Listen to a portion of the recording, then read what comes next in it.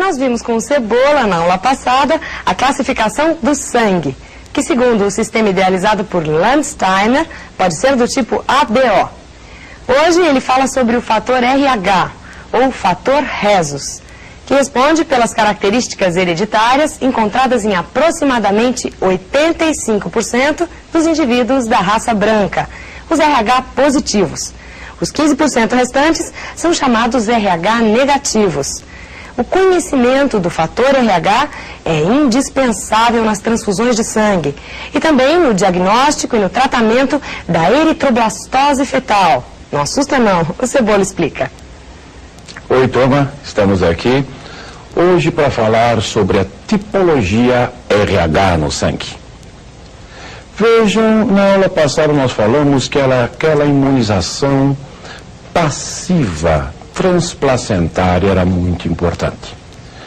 Realmente é muito importante, porque a mãe dando todos os anticorpos para a criança, para que essa criança seja imune nos seus primeiros dias de vida, porque ela vai ser colocada em um mundo que existe muito agentes patogênicos. Se a mãe não pudesse imunizar essa criança, ela receberia uma grande dose de agentes patogênicos, recebendo um monte de doenças aos quais ela não conseguiria resistir. Porém, juntamente com esses anticorpos, que nós vamos chamar de anticorpos bons, entre aspas, podem vir certos anticorpos que não são interessantes para a criança. Por quê? Porque existe no sangue dos indivíduos também o que nós chamamos de fator RH. É um tipo de proteína.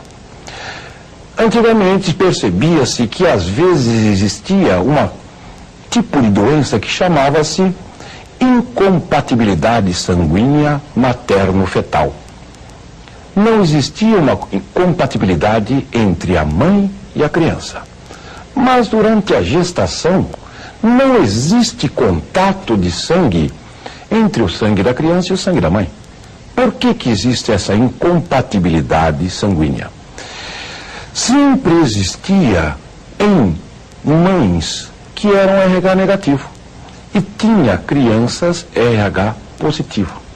A primeira gestação faria a mãe sensibilizar-se por esta doença, vamos dizer assim.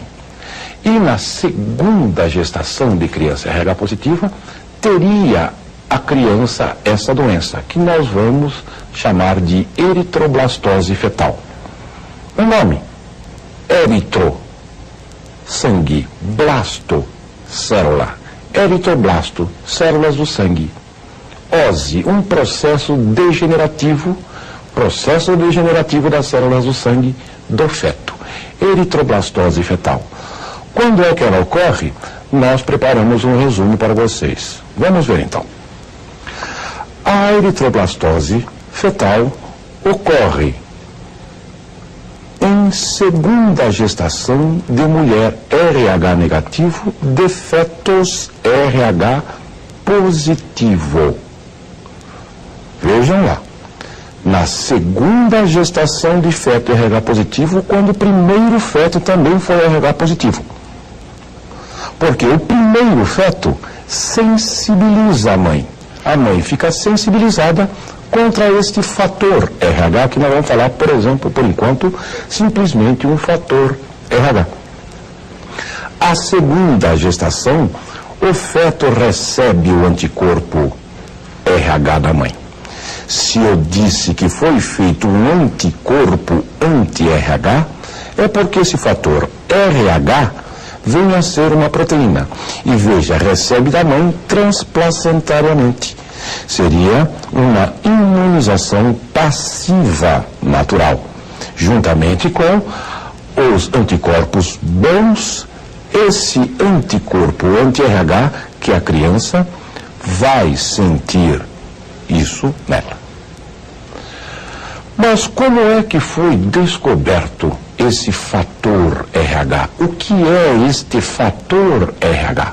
Vejam, nas pesquisas científicas dentro da área da medicina, sempre foi usado um tipo de macaco que fisiologicamente, inclusive morfologicamente, se a sua anatomia interna é bem semelhante ao ser humano.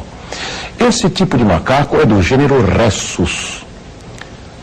Esse tipo de macaco foi verificado que no seu sangue existia um tipo de proteína. Uma proteína que se chamou de proteína RH, ou simplesmente fator RH. Se fisiologicamente e inclusive anatomicamente este macaco era parecido com o ser humano, pensou-se, será que o ser humano também vai ter esse tipo de proteína, desse fator no seu sangue? Foi feito um experimento muito simples, então. Pegou um pouco do sangue do macaco, que tem essa proteína RH, e foi injetado em cobaias. As cobaias não têm a proteína RH. E elas produziram dentro do seu sangue anticorpo anti-RH. Pegou o sangue da cobaia e centrifugou-se. Retirou-se plaquetas, glóbulos brancos, glóbulos vermelhos, sobrando plasma. Nesse plasma está o anticorpo anti-RH. Pegou-se a população humana, uma parte significativa, o sangue dessa população humana, e colocou-se em lâminas, gotas do sangue de vários indivíduos. E gotejou-se esse soro anti-RH nessas gotas de sangue. Nos indivíduos que tiveram uma reação positiva, aglutinou o sangue, esses indivíduos tinham a proteína RH. Foram chamados de indivíduos RH positivo. Positivo, eles têm a proteína RH.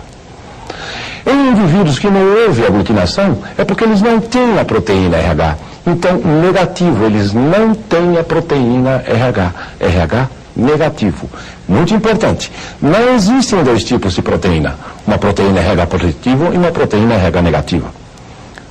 Quem tem a proteína RH é indivíduo RH positivo. Quem não tem a proteína RH é um indivíduo RH negativo. Guardem aí, guardem e marquem no seu caderno. Olha lá. O fator RH, ou fator Rhesus, RH positivo, serão indivíduos que possuem a proteína RH. Quem não tem a proteína RH é RH negativo. Importante, o anticorpo anti-RH não é natural. Depende da proteína RH exógena. Não entendi isso de precisar da proteína RH exógena. Nós preparamos aqui um exemplozinho de como pode ocorrer a eritroblastose fetal. Vejam conosco. A mãe, sendo RH negativa, ela não conhece a proteína RH. Em uma primeira gestação, logo após o parto, quando vai haver o que nós chamamos de deciduação, retirada da placenta, uma pequena dose do sangue da criança passa para a mãe. E a mãe, recebendo esta proteína RH, ela que não tem, ela produz anti-RH, anticorpos anti-RH. Produziu esse anticorpo anti-RH, que a primeira criança não recebeu, que a mãe não conhecia. Agora, em uma segunda gestação, a imunização transplacentária vai fazer a mãe dar esse anti-RH para a criança, que destrói os glóbulos vermelhos da criança. E a criança nasce com o que chamamos de eritroblastose fetal. Essa eritroblastose fetal é determinada por uma profunda anemia do indivíduo. A criança nasce com uma profunda anemia e também com muita bilirrubina no corpo. Bilirrubina vem ser uma substância tóxica resultante da destruição das hemácias. E o indivíduo nasce amarelo, ictérico. Isso pode levar à morte do indivíduo. Vamos ver como ocorre essa imunização agora em termos de esquema. Vamos lá ver? Numa primeira gestação, durante a deciduação, os glóbulos vermelhos vão para a mãe. E a mãe começa a produzir essas pequenas flechinhas que nós marcamos aqui são anticorpos anti-RH. Em uma segunda gestação, esses anticorpos anti-RH passam para a criança e vão provocar o que chamamos de eritroblastose fetal. Vai ser destruído o sangue dessa criança dentro do útero da mãe, intrauterinamente ainda.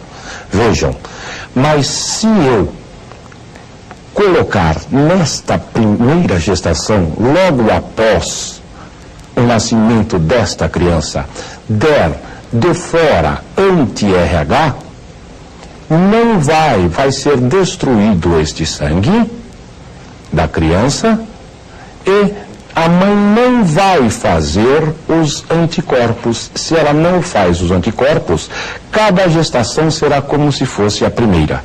Então, é o que se chama-se vacina contra o fator RH. Não seria vacina, seria aplicação de anticorpos. Nós devemos saber também a genética do fator RH. Quais os tipos de genes que interferem na produção da proteína RH? Vejam conosco. O gene R1 vai dizer para o indivíduo não fazer a proteína RH. Logo, o indivíduo será RH negativo. O gene R1 vai falar para o indivíduo fazer a proteína RH. Logo, o indivíduo será RH positivo. E importante, na dominância, esse gene R1 vai dominar o gene R1, tá? Logo, o indivíduo, para ser RH negativo, terá que ser homozigoto recessivo. Preparamos também uma tabelinha para vocês para saber o tipo de sangue que vai ter quanto ao RH para cada tipo de indivíduo. Os indivíduos homozigoto dominante e heterozigoto serão RH positivo. Somente o homozigoto recessivo será RH negativo. Vamos à tabelinha? O indivíduo, para ser RH positivo, tem um fator RH. Seu genótipo poderá ser R1-R1 ou R1-R1. Para o indivíduo ser RH negativo, ele não tem a proteína RH, não tem antígeno. Logo vai ser R1-R1. Por hoje é só. Estou te esperando na próxima semana. Até lá, gente.